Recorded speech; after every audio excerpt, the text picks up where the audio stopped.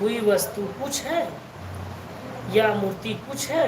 नहीं, पर मैं यह कहता हूँ कि गैर यहूदी जिन वस्तुओं की बलि चढ़ाते हैं उन्हें परमेश्वर के लिए नहीं वरन दुष्ट आत्माओं के लिए चढ़ाते हैं। मैं नहीं चाहता कि तुम दुष्ट आत्माओं के सहभागी बनो।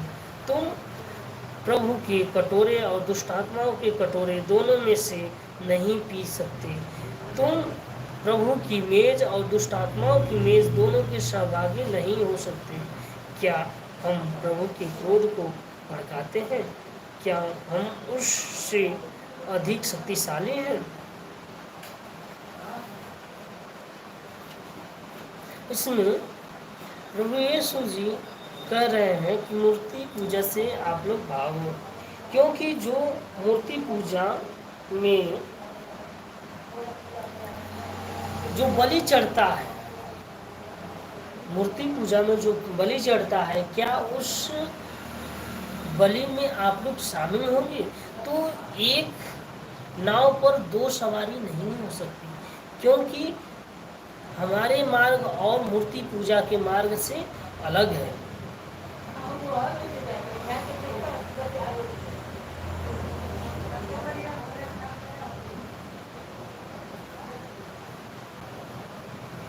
इसलिए प्रभु यीशु ने साफ कर दिया है कि मूर्ति पूजा नहीं करनी है।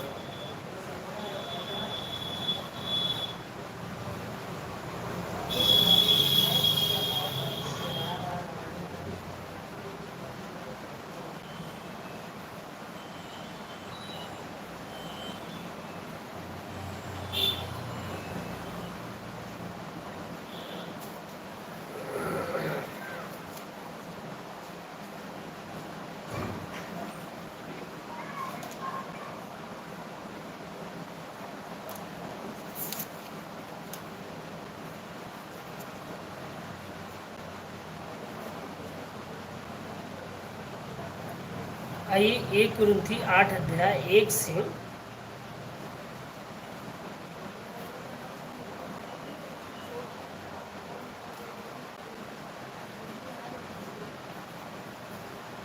तेरह पद तक पढ़ते हैं। इसमें भी मूर्ति को चढ़ाए गए चढ़ावे के बारे में, इसमें क्या है? 1 कुरिन्थियों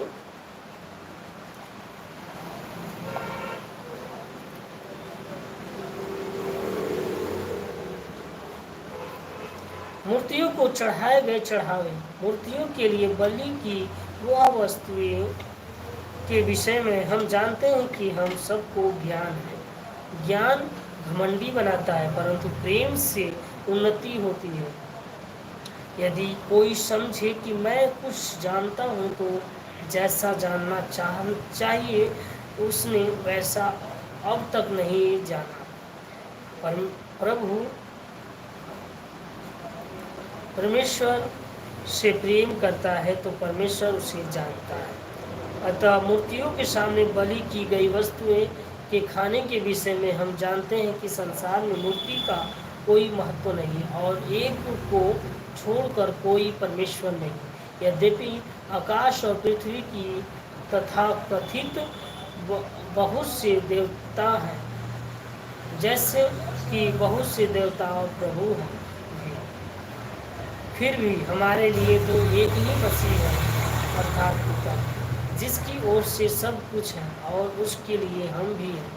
एक ही प्रभु यीशु मसीह है, उसके द्वारा हम सब कुछ हुआ और उसके द्वारा हम भी हैं।